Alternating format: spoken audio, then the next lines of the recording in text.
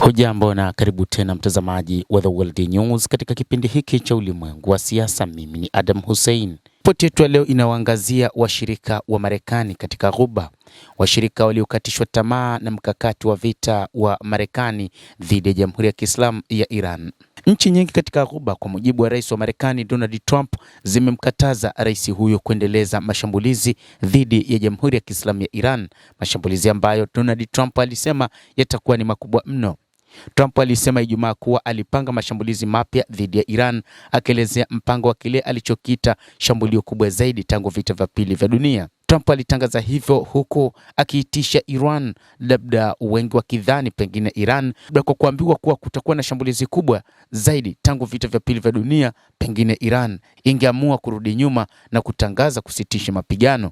Hali ambayo nchi ya Iran ilijibu ni kwamba ilisema ipo tayari kuendelea na mapambano, na wakati huo ikitangaza kwamba nchi yoyote itakayotumiwa na Marekani kwa ajili ya kuanzisha mashambulizi dhidi ya Iran itakuwa imeingia katika makosa makubwa na itashambuliwa vibaya, kutokana na namna ambavyo Iran imejipanga kwa ajili ya mapambano dhidi ya nchi washirika wa Marekani.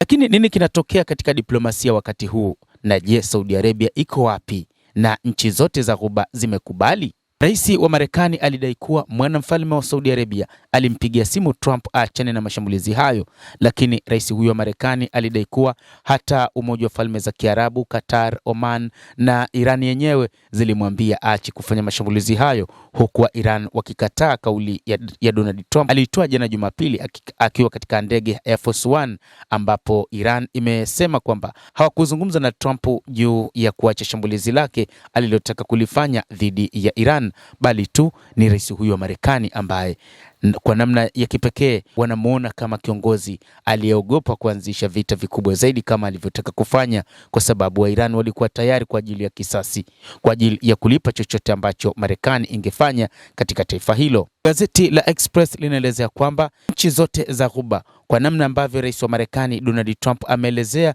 kwamba zimemtaka asitishe mashambulizi, ni kwa namna ya kipekee ambayo zilihisi zitaingia katika maangamizi makubwa, hasa zinapozingatia kwamba hakuna ulinzi wa anga wa Marekani utakaoweza kuzuia makombora ya Iran, lakini pia ni kutokana na kile ambacho amekiona katika vita vya siku 40. Marekani ililinda zaidi Israel kuliko taifa lolote katika Mashariki ya Kati, na kwa kambi nyingi za Marekani na hata maeneo ya nje ya kambi za Kimarekani zilishambuliwa vibaya na mashambulizi kutoka katika Jamhuri ya Kiislamu ya Iran. Na hivyo baada ya Iran kusema kwamba nchi yoyote ambayo itakuwa na kambi ya Marekani basi itashambuliwa vibaya, na kwamba kambi zote za Marekani Mashariki ya Kati zitaharibiwa, lakini pia makampuni ya Marekani ya mafuta pamoja na gesi, lakini pia na mali zao zote zilizopo Mashariki ya Kati zitaharibiwa vibaya. Hii ni hofu ambayo watu katika nchi za Ghuba walihofu, ikiwa ni pamoja na Saudi Arabia ambayo imetazama pengine uwekezaji mkubwa uliowekwa na Marekani katika nchi hiyo huenda ungeharibiwa vibaya, na kwamba ungeharibu uchumi wa nchi hizo. Hii ndio sababu kubwa ambayo nchi za Ghuba zimekataa kuona kwamba wa Iran sasa hawana urafiki katika mapambano dhidi ya Marekani, na hawana urafiki na nchi yoyote ambayo ina urafiki na Marekani. Hivyo Iran imejipanga wakati wote kwa ajili ya mapambano, na viongozi wake wamekuwa wakielezea uhalisia kwamba hakuna ambaye atapona katika nyakati hizi. Waziri wa mambo ya kigeni wa Iran Abbas Araghchi alifanya mazungumzo na waziri wa mambo ya nje wa Saudi Arabia, akimwonya kwamba wasithubutu kuungana tena na Wamarekani katika mapambano dhidi ya Iran, kwani jambo zito litawakumba. Endelea kutufuatilia, lakini usisahau kulike, kucomment, kadhalika kusubscribe.